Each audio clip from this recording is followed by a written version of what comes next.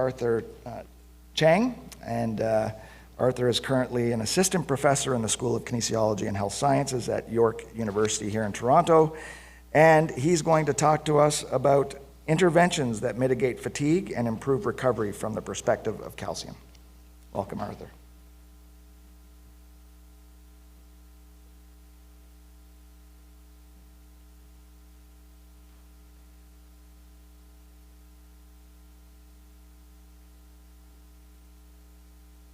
All right, welcome everybody.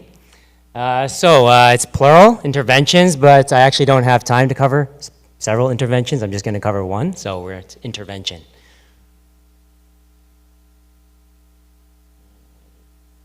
Green button, I got it.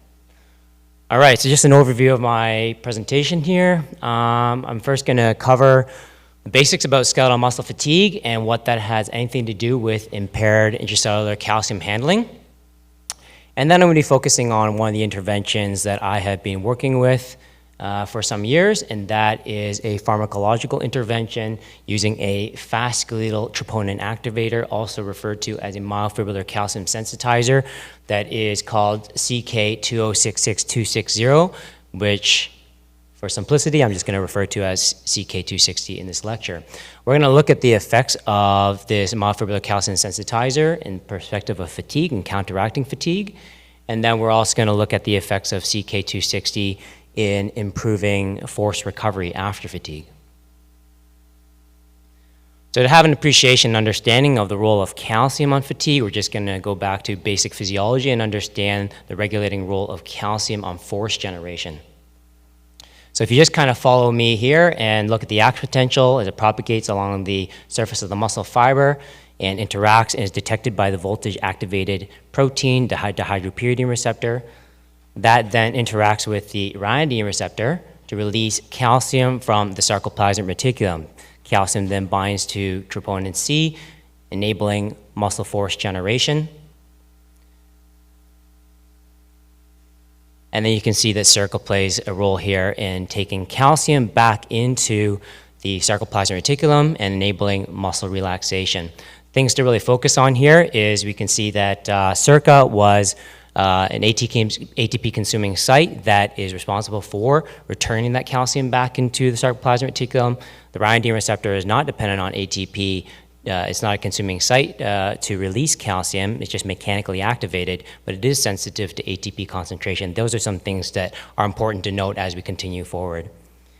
So here is a slide that shows the force-calcium relationship of force generation. So if you accumulate greater amounts of calcium inside the myoplasm, and that is happening if you increase motor unit discharge rates from the motor unit down to the muscle fiber, or if you stimulate the muscle fiber with repeated action potentials at high frequency, you can start to accumulate more and more calcium inside the myoplasm, and as you accumulate more calcium, you increase force generation. And I think this very nicely illustrates the role and importance that calcium has on muscle force generation. Some techniques that we have that allow us to measure the force-calcium relationship and look at its relationship to fatigue is the intact single muscle fiber. And in this preparation here, we have the intact fiber here. This is from a mouse flexor digitorum brevis muscle. There's several different muscles that we can test, and we've also applied this technique to study fatigue in human muscle fibers as well. What's unique about this fiber is that this fiber is alive. And what we have here is the fiber is dissected with intact tendons. We can then connect the tendon to a force transducer. The other tendon is then fixed in location. And here then is about 120 times magnification. So we can stimulate the fiber to elicit force generation. But we can also inject the fiber using a micropipette to introduce a fluorescent calcium indicator such as Indo-1 into the fiber to measure the calcium with respect to the force generation. So here is an experiment here on a mouse FDB fiber that we're stimulating over and over again. We're inducing fatigue in that fiber, and you can see that for each contraction here is a calcium response on the right-hand side, and also there is a corresponding force that is increasing for a given calcium. So here is a mock-up of a fatigue protocol where we're going to be repeatedly stimulating the muscle fiber to induce fatigue. So each of these little lines here represents an individual contraction. And we're stimulating the fiber over and over again over, let's say, about 5 minutes. And we're going to see what happens to the decline in force if we can measure calcium. So here at this particular red dot here, that represents one contraction. So we're just going to look at what happens to the calcium and force for that given contraction over there. Now, if we continue these repeated contractions, we're going to follow this little red dot above. You can see as we start to do several contractions, we can actually see that force is dropping just slightly, but calcium is actually rising. So in actual fact, we have more than sufficient calcium to increase force generation, but force is actually decreasing. What that actually indicates is that that initial drop in force has nothing to do with calcium. It actually has to do with decreases in cross-bridge force generation. And as we continue, we can see that the force continues to decline, but calcium continues to rise. Which is an interesting phenomenon in itself that we don't completely understand. But nonetheless, calcium is more than sufficient to increase force, but force continues to decrease, and it's probably a cross-bridge-related problem that we're going to hear more about in Håkan Westerblad's talk later on this evening. Now, as we start to kind of get into a greater decline in force, now we can actually see that calcium has dropped quite a bit in the myoplasm of the muscle fiber, indicating a decrease in sarcoplasmic reticulum calcium release. And we can see that force is now decreasing a little bit more now. And as we continue, we can see that there's a pattern here. We can see that calcium decreases even further. Force is also dropping. We can also see here that there's actually a slowing of relaxation in the muscle fiber too, and maybe a little bit here of a slowing of calcium pumping, an increase in resting calcium a little bit. And furthermore, and as we continue forward, we can see that now there's quite a substantial drop in the sarcoplasmic reticulum calcium release and also a big drop in force. So we can see that really a major player here in fatigue is the decreased sarcoplasmic reticulum calcium release. So what are the mechanisms underlying sarcoplasmic reticulum calcium release? Well, I don't want to overlap too much with Håkan Westerblad's talk this evening. So I'll leave that for his talk to uncover those mechanisms. But one thing I do want to cover and highlight for my talk here is this work with cytokinetics based out of South San Francisco. And they're developing drug treatments for muscle weakness and fatigue. Obviously, exercise is one of the most potent stimuluses to increase and counteract muscle fatigability and to increase muscle fatigue resistance, but in instances in which exercise therapy is not always possible, for instance, maybe with a chronic fatigue syndrome or in instances of long COVID, there's been some reports that exercise therapy or exercise actually makes those symptoms worse, or even in ALS, if you perform high-intensity exercise, some work from Mark Tonopolsky, you can actually accelerate the pathology of ALS with high-intensity exercise. Maybe there's some alternative treatments we need beyond exercise or to supplement exercise. So I'm just going to give you a little indication here as to how this molecule works. So it's a fast skeletal troponin activator. So it only binds to fast skeletal troponin, not slow skeletal muscle troponin, which is actually great because fast fibers are the ones that are fatigable. Now we're going to look at how the molecule works here. So on the top left corner, if we stimulate the muscle at 30 hertz, that's a submaximal contraction. And if we actually apply CK260 to the muscle, we can see it has no effect on SR calcium release. But if we actually look downstream and what happens with force generation, we have a doubling of force. And what that does and how the molecule works is it increases or it slows the dissociation of calcium binding onto troponin C. So troponin C, so calcium would bind to troponin C, it would open the binding sites on actin for myosin to attach. It would then slow actually the dissociation of that calcium, enabling for a longer time for myosin to attach to actin, and then we end up getting greater force generation. We can see on the right-hand side then when we put on the calcium sensitizer and we look at the force-calcium relationship of the muscle before treating the muscle with this drug, this is what the force-calcium relationship looks like. If we actually apply that drug onto the muscle while also measuring calcium, we can see that it doesn't affect calcium, it just substantially increases the force generation of that muscle.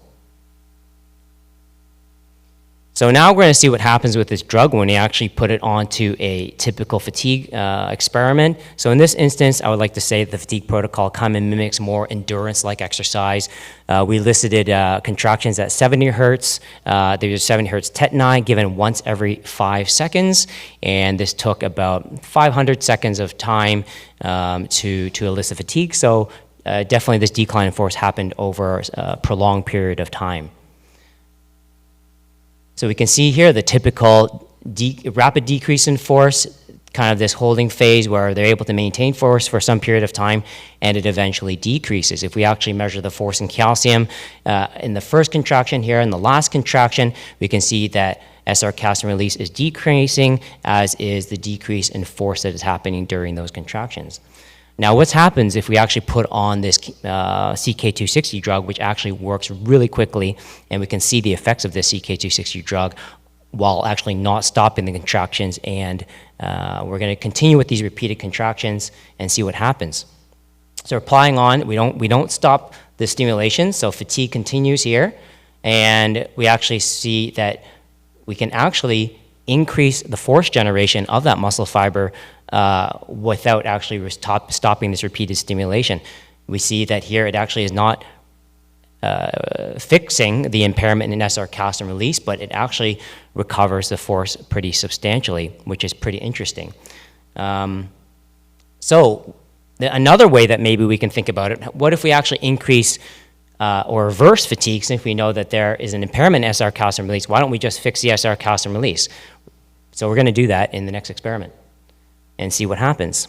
So here we're going to have a very similar experiment where we actually are declining the force generation in the muscle fiber with the same stimulation protocol, decrease in SR calcium release, decrease in force. Now we're going to maximally facilitate the release of calcium from the sarcoplasmic reticulum using supraphysiological concentrations of caffeine. And what do we see? By comparison, we see that we can increase the force generation of that muscle fiber by increasing SR calcium release, but intriguingly, it only actually happens temporarily. We can see the force increases, but all of a sudden collapses and decreases substantially. And here we can see that the force is increasing due to increases SR calcium release, and then the SR calcium release decreases substantially. So what is kind of going underlying these experiments here is that it looks like if you're trying to develop drugs that are increasing fatigue resistance, it seems more effective to increase the myofibrillar calcium sensitivity than to target the SR calcium release. So what is underlying that increase in fatigue resistance when we use this myofibrillar calcium sensitizer? So we continue with these experiments, and what we're going to do here is, since we know that we can increase the force generation for a given stimulation frequency with CK260, what we ended up doing here in these experiments is we controlled for the initial force, the specific force of the muscle fiber in kilonewtons per meter squared, and here we have the control experiment where muscle fibers are stimulated with 50 hertz, and then we try to apply this drug onto the muscle fiber and find the same amount of force that we could generate while lowering the stimulation frequency needed to elicit the same force generation at the beginning of repeated stimulation. So over 100 contractions, we now are going to fatigue that muscle fiber, and we can see that if we actually apply CK260 and treat that muscle fiber at the beginning of repeated stimulation, we can actually still counteract the decline in force to a much greater extent if we treat the muscle fiber with the fast skeletal troponin activator. And then at the end here, we actually then raise the stimulation frequency up to 50 hertz, comparable to what we had in the control sequence, and we see that there's absolutely no problems of actually increasing that force with 50 hertz stimulation. And here's the 50 hertz stimulation force in the control situation by comparison. Now, why is there greater fatigue resistance by using a myofibrillar calcium sensitizer? Well, you don't need to have as much calcium for a given force generation. So we can see that there actually is half the amount of calcium needed to maintain force generation, and that this is related to increased fatigue resistance. So why is halving the amount of SR calcium release resulting in greater fatigue resistance using this CK260 drug? Well, what appears to be what we're doing is we're decreasing the metabolic cost of contraction, and here are the experiments to prove that. So here we have on the left-hand side a control experiment. We're doing the same experiment. We're fatiguing the muscle repeatedly. until force is declining. And then we're going to match for the force again using whatever stimulation frequency is needed to elicit the same amount of force generation in muscles that are treated with the CK260 drug. And we see that, again, there is better force preservation. Now, instead of measuring calcium, we're going to use another dye called mag-indo. And with what we're going to measure with mag-indo is we can measure magnesium. And with magnesium, magnesium is typically bound to ATP. And when you start to break down ATP, you're going to increase free magnesium. So if we can actually measure magnesium, we can actually measure ATP breakdown as well. So what happens when we actually have greater force loss happening in the control experiments, we can see that that corresponding decrease in force is resulting in also greater ATP breakdown as measured with mag-indo. On the left-hand side, or on the right-hand side, we can see that there's actually not as substantial ATP breakdown happening in these muscles. So what appears to be happening is if we actually decrease the amount of calcium needed, that is going to reduce the amount of calcium needed to be pumped back, or the activity of SERCA to pump calcium back into the sarcoplasmic reticulum. And that is why we're actually reducing the metabolic cost of contraction, is reducing SERCA ATP consumption. So here we have summaries: reducing calcium for increasing force, increase the fatigue resistance by decreasing the ATP demand for SERCA pumping. Now, maybe there's some other effects of CK260 that we are not aware of. And we did a control experiment here where we actually still treated the muscle, but now we're actually going to take away any of the effects of the drug on increasing calcium sensitivity. We're going to maximally saturate the muscle with calcium by stimulating the muscle maximally, in both instances with 120 hertz stimulation. So this would be like maximal force generation in muscles treated with CK60 or not. We're going to stimulate those muscle fibers for 50 contractions. You can see now there's absolutely no difference in fatigue resistance of these muscles. So how do we know that these improvements in muscle fatigue resistance apply to muscles in vivo and in situ? Those experiments were done with our collaborators, Ronald Turgeon in University of Missouri, and also with our collaborators at Cytokinetics. And we can see here is on the top left-hand panel, this is a rotorod experiment where they're looking at the time to fall. And in animals that are treated with CK260, they have a doubling of the rotorod time that they can kind of stand up on that spinning rod. And if we actually look at treadmill run time, we can also see that that is substantially increased as well. On the bottom experiment, representing an instance of peripheral artery disease, can this have implications for improving fatigue resistance in peripheral artery disease, for instance? And during repeated stimulation in muscles here in situ experiment, we can see that there is also a better preservation of force with repeated stimulation in situ. There's an improvement here in area under the curve of force generation, and then in separate experiments looking at treadmill run time in rodents with femoral artery ligation, we also see that treadmill run time is also improved. We're going to move on to now recovery from fatigue. These are some concepts that have already been covered from previous talks. And what is the slow recovery of fatigue? So when you do fatiguing exercise, maybe the best way to kind of think about this is you wake up the next morning and everything feels really it feels difficult to move around. You kind of feel this muscle weakness after doing some exhaustive exercise. And this can come about from different types of exercise. You can do sprint interval exercise, resistance exercise, endurance exercise. They can all elicit this slow recovery of force after the fatigue that can take a long period of time to recover. On the left-hand side here, these are actually some of the first experiments that were showing this slow recovery of force was done in human muscle. So this is an experiment from Edwards in 1977, where they fatigued the human adductor pollicis muscle. And here we're just kind of indicating when fatigue happened. And now this is the recovery protocol here, where we have muscle force generation that was assessed with low-frequency stimulation and high-frequency stimulation over a 24-hour recovery period. And you can see that muscle force generation is pretty slow to recover. So now we're going to look at what happens when we apply CK260 to try and recover this slow recovery of force under different instances of inducing PLFFD. So here, it's a very similar experiment to what we showed in the fatigue protocol with CK260, where we're repetitively stimulating the muscle fiber, where there is a decrease in necessary calcium release and a corresponding decrease in force over 8 minutes or so. And here we're stimulating muscle at 30 hertz and 120 hertz, similar to the Edwards experiment. We're looking at the recovery of low frequency force and high frequency force. On the bottom here is the SR calcium release, or titanic calcium, before the fatigue protocol at 30 minutes of recovery after the fatigue protocol, and then we're going to put on CK260 for 5 minutes, right at 35 minutes, you can say, and assess the force generation and also look at calcium. So what is here is pretty more obvious here. If we actually look at the 120 hertz stimulation, is there is a fall in SR calcium release, as we would expect. There is also a corresponding decrease in SR calcium release at 30 hertz as well, that is predominantly explaining this decrease in force with low intensity exercise. I say exercise in brackets because, well, we're kind of mimicking that in a single fiber model. We can see that there's a drop in force. However, if we actually put on CK260, we can completely recover that prolonged low frequency force depression. At high frequencies, at saturated calcium, we can see that there's not much of a decrease in force and no problem here, no effects of the CK260 drug, which is not unexpected.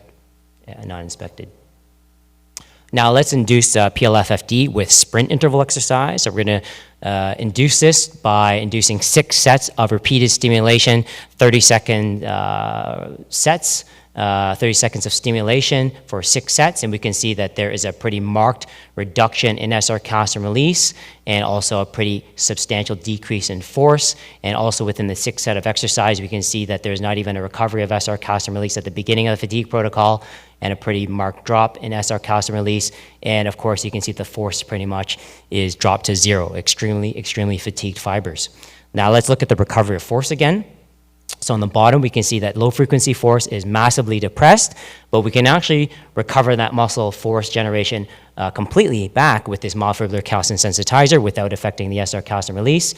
You can see here a little bit more obvious with 120 hertz contraction that there's a decrease in SR calcium release, and the decrease in force is pretty substantial, even at high frequencies, since there's such substantial fatigue. This is due to both decreased SR calcium release and decreased myofibrillary calcium sensitivity.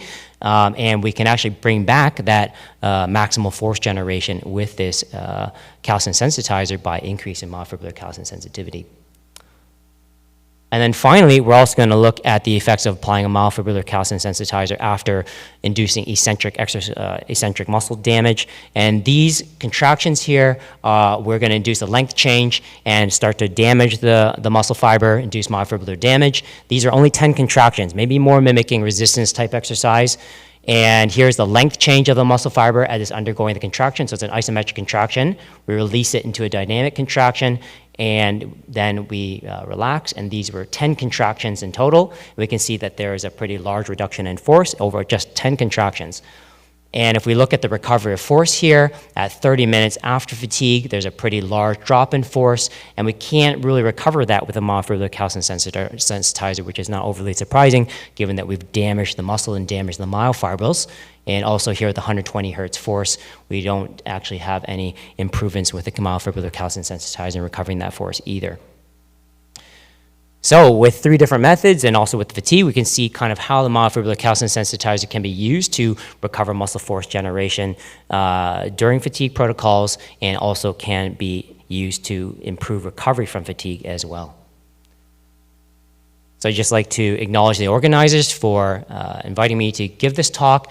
I'd also like to thank Håkan Westerblad for helping with these experiments, and these experiments were predominantly done at the Karolinska Institute, and also our collaborators also at Cytokinetics, especially Darren Hui and Fadi Malik, that I was in contact substantially with. A lot of the molecular biochemistry of understanding how this molecule works was done by these individuals here, and also the in situ experiments were done with Ronald Turgeon. Thank you.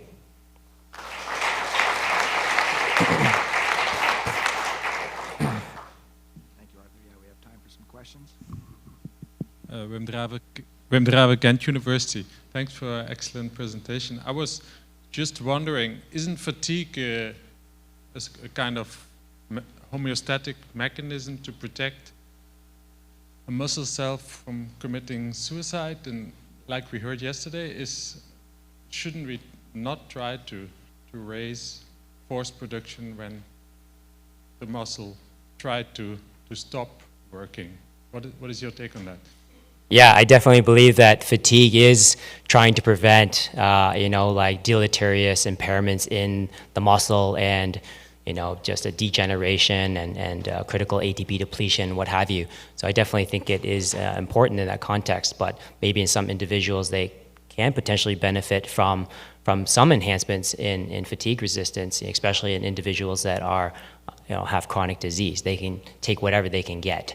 That's kind of my perspectives on it. But for sure, if you are using it to, increase fatigability of using it as a doping substance or something like that, maybe you can end up pushing yourself too far with these types of drugs. But you didn't see any indication of the fiber?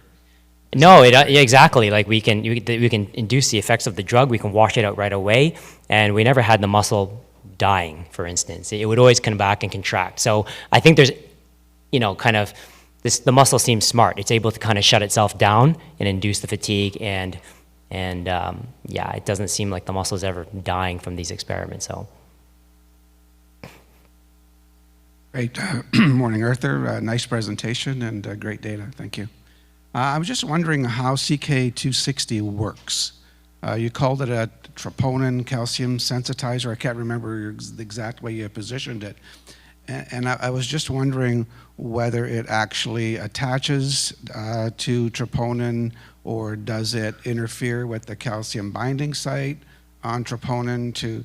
I missed some of that early CK260 and what it actually does. Yeah, exactly. I don't understand exactly the mechanics of the molecule, but all we do know is that they did some experiments with like purified proteins involved in the troponins, the tropomycins, and they tried to essentially look at, do you need the slow troponin? Do you need I'm working on tropomycin? And then they essentially looked at what is needed to essentially induce this myofibrillary calcium sensitivity, and you need the troponin, the fast skeletal troponin, in order to have that happen. So all it seems to do is, increase the binding of that molecule at the troponin ITC complex.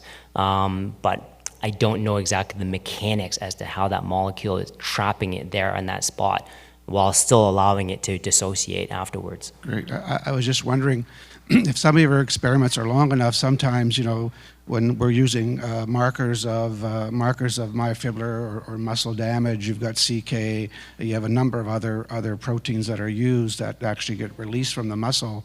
And I'm just wondering if you were to measure troponin following a longer-term bout or a very dramatic bout, would troponin be released more into the interstitial or into the blood to see whether or not your CK260 is actually firming up the grip on the tropomyosin actin kind of complex, so that it's more of it's remaining, and therefore the sensitization to the calcium is a little bit less. It doesn't change that very much. So one thing I was thinking about, and the other is pH. We know that that's a very pH sensitive region in terms of calcium control binding to troponin, particularly troponin C. And so I'm just wondering how those things might fit in to the workings of the CK260, and I appreciate we're early days yet, but just thinking. Are you suggesting that the troponin with like muscle damage ends up kind of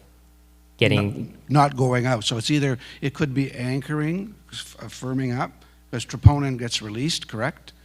You've seen those papers, and so I don't know, I don't know nothing about it, but CK260 might help the structural arrangement within the myofilament so that you're not losing as much, and therefore it's promoting a little quicker what great data that you showed there on the calcium and the force. Yeah, you're suggesting that troponin gets degraded with exercise, or? It gets released for sure. I mean, it's like CK, right?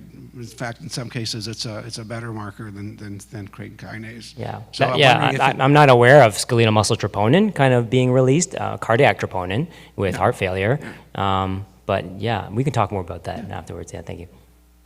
We have time for one more quick question.